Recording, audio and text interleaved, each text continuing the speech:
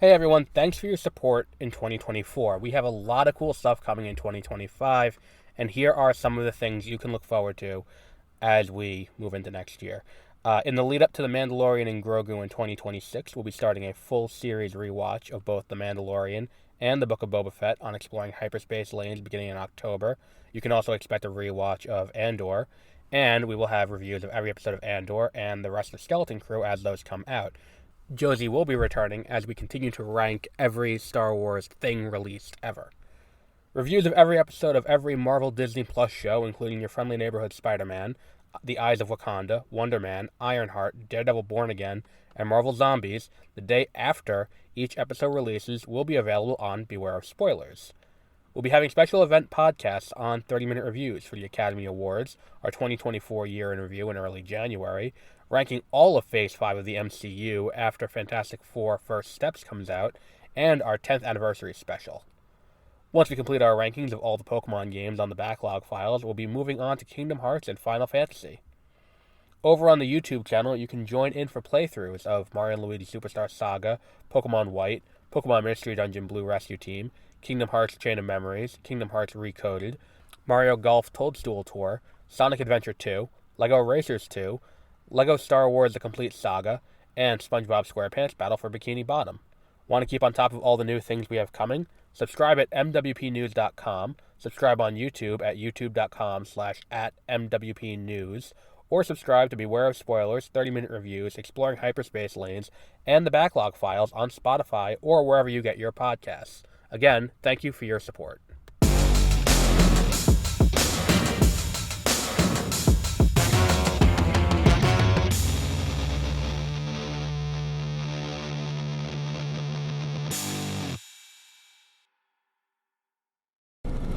Good morning, evening. It's 9 o'clock at night, and welcome to Beware of Spoilers. I am Adam, here with a new Marvel movie to talk about for the first time since last July, when we saw Deadpool and Wolverine. And we talk a lot. This actually is a great movie to talk about two things that we've talked about recently. Number one, good bones.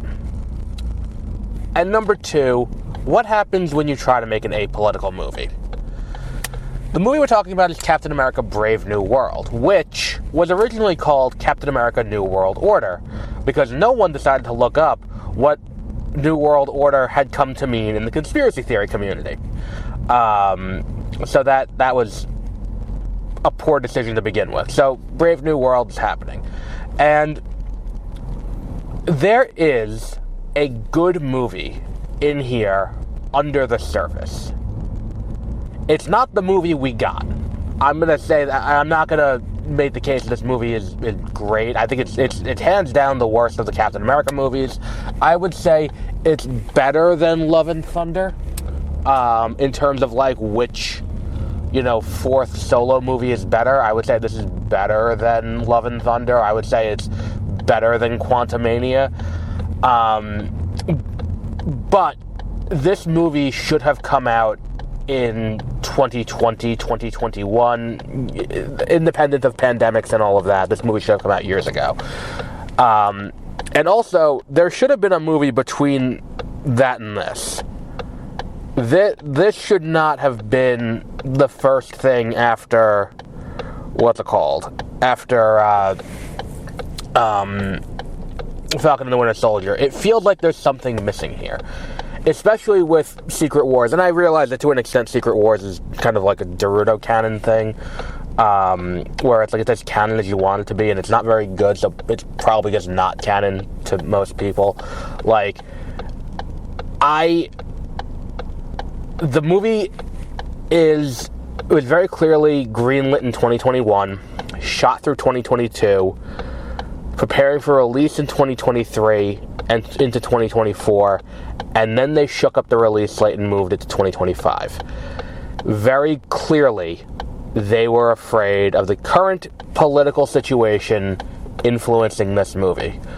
So they tried to back off on the politics of the situation. I hate the way they handle Isaiah Bradley in this movie. It feels like a complete betrayal of the character that we were introduced to in The Falcon and the Winter Soldier.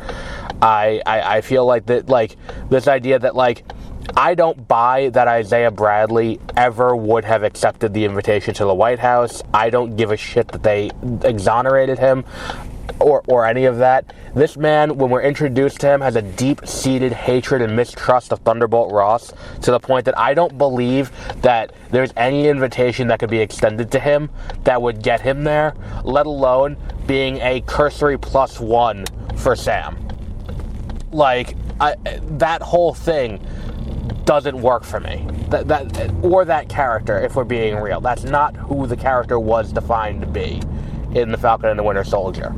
Now, not only that, the entirety of Ruth's character, I understand that Ruth was introduced and they announced that Ruth was going to be in this movie before October 7th and the ensuing genocide that happened against the Palestinians. So they had to make adjustments on the fly to reduce that character's role and maybe alter her backstory a little bit, because they don't, like, she's not a Mossad agent in this, she's not a mutant, she's a widow. The fact that she's Israeli is, like, you know, kind of like haphazardly mentioned, and that's it. But at the same time, if you're going to go through these lengths to do that, why, like, I don't think there's anything about this character that needs her to be as high up in the government as she is, that you couldn't just have it be Yelena, and I'd care a lot more about the character. I don't like the movie is very clearly designed for people who didn't want to watch the show. It's a sequel to the show, and, you know, it continues a story and with characters that, you know, and I assume it doesn't make a ton of sense if you aren't familiar with the show, because, like, you know, Danny Torres is there, and it's like, well, you know, who is this guy? And even I, who just rewatched the show in the last few weeks, was like, wait, what? Oh, right, he was in Falcon and the Winter Soldier. And I'm sitting there and I'm like, oh, so if you have no context for this, it makes no sense to you who the fuck this guy is or why he's a Falcon. And I would say arguably there's very little in the Falcon and the Winter Soldier that really sets up who this character is to begin with. But whatever, it is what it is. I'm like, and the thing that really bothers me is the way it's marketed is what the movie should have been. You have a diametrically opposed Captain America and the President. And that's how the entire thing is. It's like when you watch that, I think it was the second trailer, where you have the line that goes down the middle of the screen. On one side you have Falcon, on the other side you have Ross. That should have been the movie. But you don't get there. You don't get to that point in this movie, to the point where you're like, oh, that's like, all right, whatever, I guess. Like, I guess they're not, you know, they don't quite get along, so, you know, and it's like, but the thing is, it's like, it needs to go deeper than, it needs to go ideological, the two of them not liking each other. It can't just be this kind of surface level, we do things differently. Like, it needs to go down to the core of who they are. And I don't get that from this. There is so much that just doesn't quite click about this movie. And again, I don't know how much of it is specifically this movie's fault. I would be interested to read the early script of this to see what the original plan was. Because clearly it's meant to be Captain America versus Trump. Very clearly that's what this movie was meant to be. Like, and like, the entire third act tells you exactly what that is. It's a man, like, he hulks out because he's taking questions from the press and can't handle it. He's being asked hard questions from the press, and he can't handle that spotlight and that level of pressure, so he hulks out. And he destroys the White House. And, you know, he gets into this giant fight with Captain America. He grabs a fucking American flag and starts using it as a weapon, and from the top of the White House. And I'm like, it's very clear what they're going for here. Like, the first shot of him when he becomes the Red Hulk is him standing behind the lectern with the presidential seal on. Like, it's so clear what they're going for that the fact that they neutered it down to what it is, and even going so far as like, oh, well, you know, the whole thing with the, the international conflict, it's like, oh, he's going after our allies, and it's like, but he's not really. It's really Samuel Stearns who's pulling all the strings, which is a weird thing about this movie that makes it oddly prescient to the current moment in a very, very specific way that doesn't quite sit right when they've gone through such great lengths to neuter Ross and make Ross kind of not complicit in what's going on. Like, like Ross is almost portrayed to be a victim instead of a co-willing participant, which is something that would have been really interesting. And that's the other thing that I think was really missing from this movie is, and again, not just this movie, but the MCU as a whole leading up to this movie, this idea of Ross using Stearns as a through line from Incredible Hulk to now. Because they say it, it's like, oh, he worked with him and it was his idea to do things. And it's like, what were these things that Ross used Stearns to do? Like, and if that's the case, why did Ross not track down Captain America? Like, if Stearns is this smart, like, it's such a weird thing, but it's like, it would have been a really interesting thing to have him be like, oh, he was the consultant who worked with them to create Project Insight, or like any of these other things in the MCU that, oh shit, Stearns was there playing people like a puppet master. That would have been a really cool thing if that's what you're going to go for. I don't think that was a good choice for this movie to begin with. I get what they're doing with this. It's kind of like a stealth Incredible Hulk 2, but I feel there was room for that to be better handled in general. I feel like there was something else I wanted to really address with this. Like, and look, there are moments that work for me. Like when Bucky shows up, it's a great little moment, and I think that moment really works. And Bucky's not there through the entire time. He's running for the Senate. I guess he's primarying Schumer then in 2026. All right, I'd vote for Bucky over Schumer. Or I guess Schumer's retiring maybe, and he's taking over. I don't know. Couldn't be worse than Schumer, I'll tell you that much. I can tell you this: it doesn't look like Bucky would send a strongly worded letter when things are going wrong. He might actually do something about it. But the point is, like, I think that the movie has good ideas under the surface, but this idea that they had to strip away anything that could possibly relate it to the current moment, twofold was a mistake. If you want to see what an apolitical movie looks like, if you're someone who's like, all media should be apolitical, you shouldn't be trying to inject politics into things, this is the movie you should watch. Because this is what happens when you try to take the politics out. You end up with a bloated mess that doesn't do anything. Like, the movie ends with, like, Sam being like, well, I guess Ross was right, we gotta bring the Avengers back. But let's talk about that for a second, because in the wider context of the MCU, we have 2 movies to do that. And that's the other thing, too, is like, why was Val not there? Like, it's such a weird thing. Why was Val not involved in this at all? Like, the CIA is directly involved in the plot of this movie, but the director of the CIA is not there. But at the same time, if you look at, like, where we are with this and what's going on, we have Thunderbolts, which is the next, 616 MCU movie. Then we have Fantastic Four. And it's like, okay, we have Fantastic Four. Like, that's an alternate universe. And then we have Doomsday. So, like, when is Sam going to put this team together? In the one more movie that he has to do that? Is Sam going to show up? I wouldn't be shocked if Sam does show up now in Thunderbolts. But I don't think that was what needed to be done here. And it's like, I think that the post-credit is weak too. And again, if you're listening to this show, you know our shtick by now. You know how the whole thing works. We spoil everything. I think the post-credit being him going back to the raft and talking to Stearns, and him saying, like, you think this is the only universe? There are more universes out there, and they're coming. Like, basically, what the post-credit of this is like.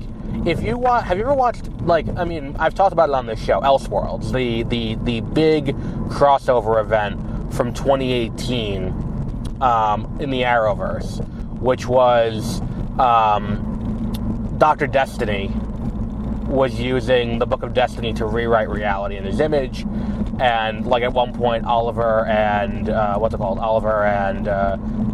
Barry switch bodies or switch lives. They go to the Kent farm, and they meet with Supergirl, and it's this whole thing. It was a 3-part event, and they have to, and it's because of the Monitor. The Monitor says Crisis is coming, and all of that. It was the backdoor pilot for Batwoman, because they go to Gotham in episode 2. Regardless, at the end of that 3-part thing, you get the tease for Crisis. It's they go back to jail, and I don't remember off the top of my head if it was Ruby Rose's Batwoman or if it was Oliver who goes back to Arkham, and it's just Psycho Pirate, and he does the line from the tagline from Crisis: "Worlds will live, worlds will die, and the universe will never be the same." That's basically what this is. That's basically what this post-credit is. He goes to Stearns, and Stearns is like, I've seen all, I know all, and there are universes out there, and they're going to come to us. Now, again, we get into the problem with the Thinker from The Flash, where it's like, okay, I can buy your powers. Like, I buy that you're really smart, and you can look at the various permutations of the future, and you can figure out what's going to happen based on what the most likely scenario is, and adjust on the fly as needed. I buy that. I do not buy that there are permutations upon permutations where you're like, and then there's going to be an attack from the multiverse. Like, that I don't buy. And I think that's kind of the thing that I'm like, all right, whatever, it is what it is. Yeah, I don't know.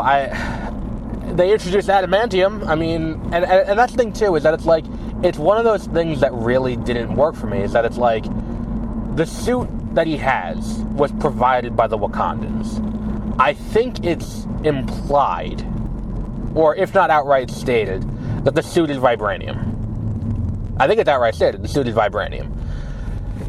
Regardless, like, at one point they cut the suit with a knife, and I'm like, oh shit, that's an adamantium knife, that's something we gotta look out for. And then it's just never acknowledged. And Sam looks confused when it happens, and no one thinks to be like, how the fuck did he cut that suit? Like, it's such a weird thing that it's like, how do you not acknowledge that? Especially in a movie where adamantium is such a driving force for the movie. Like, the entire thing is about how to get and control adamantium. And I'm like, what?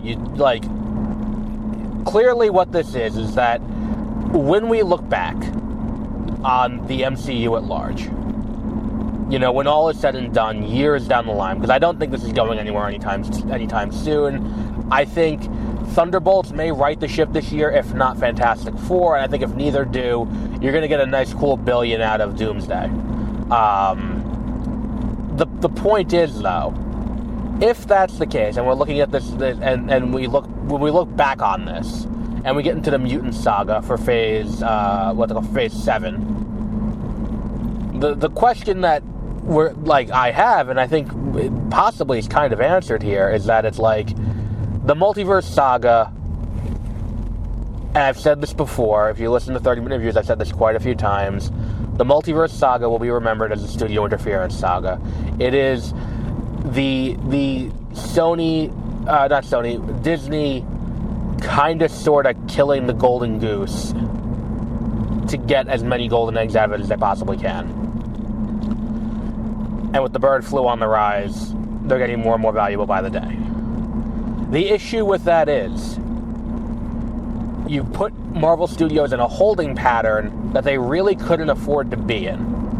Which is how you end up in this weird thing with the multiverse saga, where it's like, it's so disjointed, it's so, we don't know what to do. And then on top of that too, it's like, this is now 2 projects that the studio was afraid to let, like, and that's the thing too, is that, think about it like this. It's President's Day weekend, they put Captain America 4 President's Day weekend. The last Marvel movie that I can think of, maybe I'm wrong, to do this, or the most noteworthy one to come out this weekend was Black Panther. The studio that had a movie that was as racially forward as Black Panther.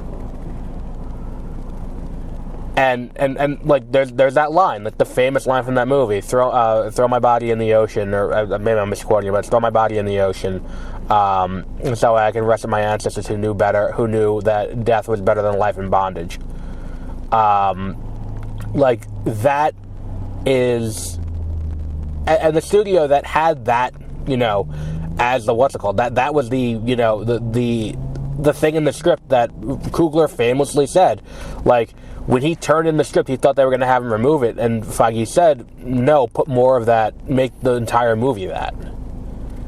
And that's what Black Panther is. And for that to happen, and then this movie to go so far in the other direction, it's just, like, the fact of the matter is, like, this movie should not have ended with Ross and Captain America reconciling. Arguably, we shouldn't have had, and that's the thing too, is that we talk about the serpents, like, they are so inconsequential to the plot. Like, what the fuck was Giancarlo Esposito even doing here? Like, playing the role of the Winter, and that's the thing too, is that wholesale, this movie's kind of just a rip-off of the Winter Soldier, which is, I think, the other thing that is kind of making it feel like this movie tried to play it too safe. It kind of beat for beat follows the plot of the Winter Soldier, which is not great, because you know what's going to happen. Like, down to a faked out character death, down to, down to, like, you know, the assassination attempt on Ross, and then even the escape that Isaiah has is exactly like the one that the Winter Soldier has. Like, there's brainwashing involved. At one point, they go to a military base, a military black site, and go to an underground secret lair where Stern's, like, the whole thing is ripped wholesale from the Winter Soldier, which, okay, fine, like, Marvel repackages their shit all the time. Like, you can't say that, like, Doctor Strange is not a wholesale ripoff of Iron Man. It's basically the same movie, like, it's just with magic instead of science, and it's kind of the same thing. I watched this, and I'm very disappointed in what this was compared to what it could have and should have been. This movie I'm going to give a 3.5 out of 5. We do a 5-star rating system. This is a 3.5. I think that there's definitely room for improvement, and you can see that the movie was going to be better. And on top of that, too, it's like the action's not great. There's a lot of weird CGI in the movie, which is kind of like, yeah, that's a product of the reshoots, obviously. But, like, at this point, they've been doing the Hulk since 2008. And really, the only difference between Ross and Banner is the face and the color, and it's like, is that really so hard to change? Like, you didn't have Hulk assets you could reuse from past movies, and Falcon, like, at this point, like, it's 2 Falcons and a Hulk. We've seen Falcon do that, and the action's not great either. Like, that's the thing, is that there's no good action sequences, and like that's the thing that really, I think, sinks this movie more than anything else, is that it's not interestingly, you know, handled. And I'd be very interested to hear what Julius Onah has to say about the movie. And because I have not heard anything from him on the press tour, which to me reads as he does not have a lot positive to say about the movie. I haven't heard, and that's the thing too, is that it's like, Anthony Mackie made a comment about what Captain America represented. He had to walk that back because it pissed off conservatives, and it's like, well, you know what? Go fuck yourself, he's right. I think. I gotta reread the quote. But regardless, the point is, it's like, it's not a, you know, this movie, it could have been better. It should have been better. It probably was better in the initial cut. But unfortunately, that's not what we got. Unfortunately, what we got was not very good. and we'll wrap up there for today. Our next episode will be Saturday. We'll be doing the next 2 episodes of Spider-Man, Your Friendly Neighborhood Spider-Man. And until our next episode, have a great rest of your week.